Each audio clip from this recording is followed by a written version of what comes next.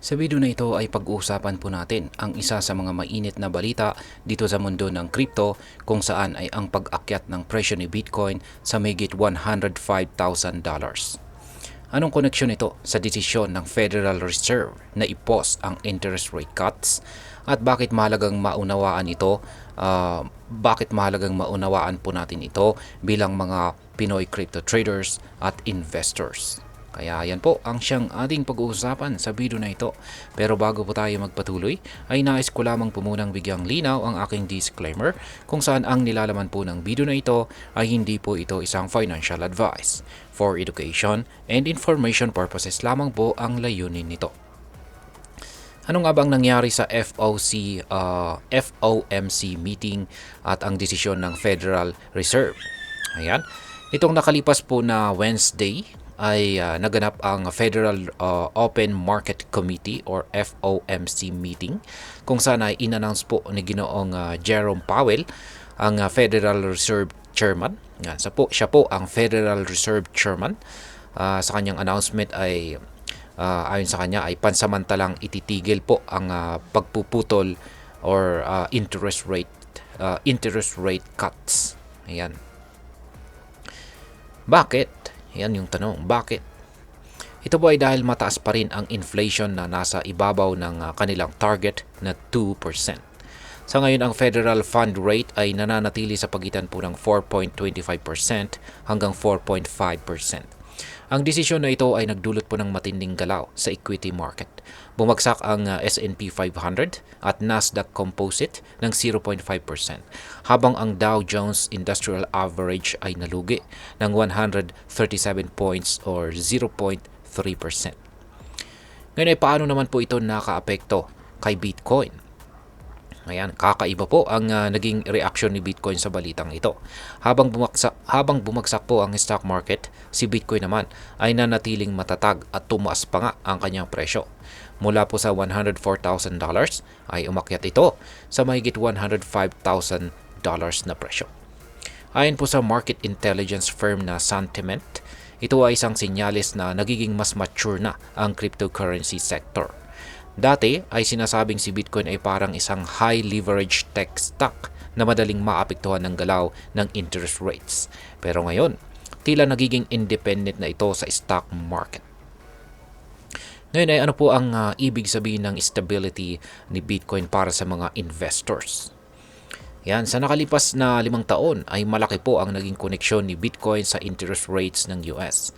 Tuwing nagkakaroon po ng pagbabago sa tono ng Federal Reserve tungkol sa inflation, mabilis na umaakto.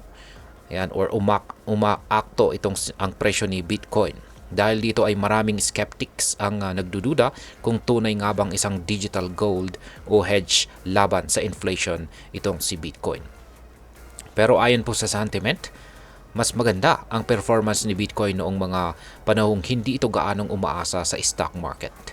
Ibig sabihin ay kung patuloy na magiging independent si Bitcoin, maaari itong magdala ng mas matatag na bullish momentum.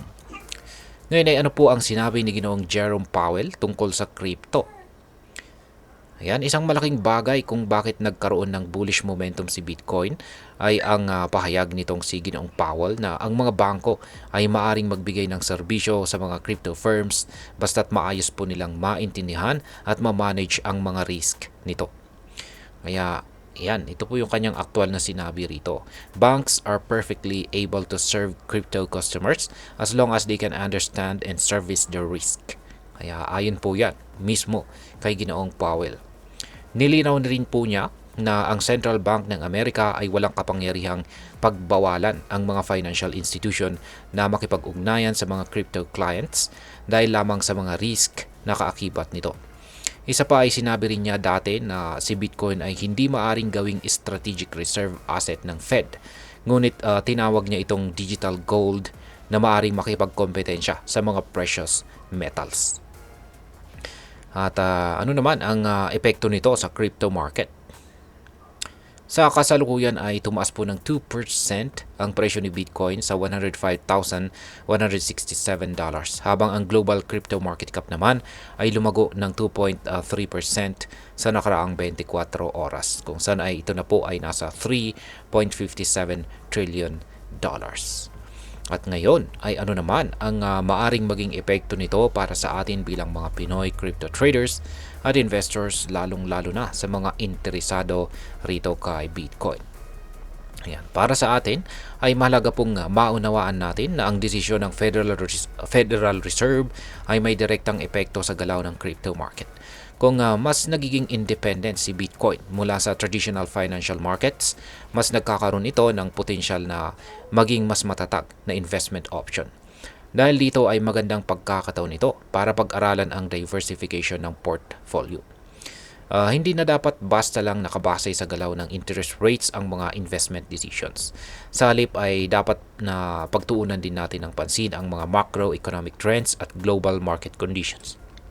At bilang panghuli, ay ano naman ang aking masasabi tungkol dito? Sa tingin ko po, magandang balita ito para sa crypto community.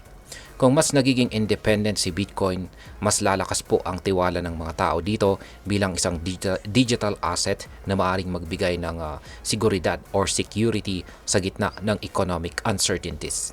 Yan, o walang kasiguruhan sa ekonomiya.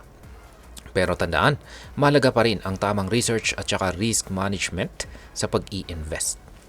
At hanggang dito na lamang po tayo sa video na ito mga ka-crypto. Sana po ay inyong nagustuhan ang aking paliwanag sa video na ito. Kung inyo po itong nagustuhan, pakiclick lamang po ang like button nito. Marami pong salamat sa panonood. Ingat po tayo lagi at God bless po sa ating lahat.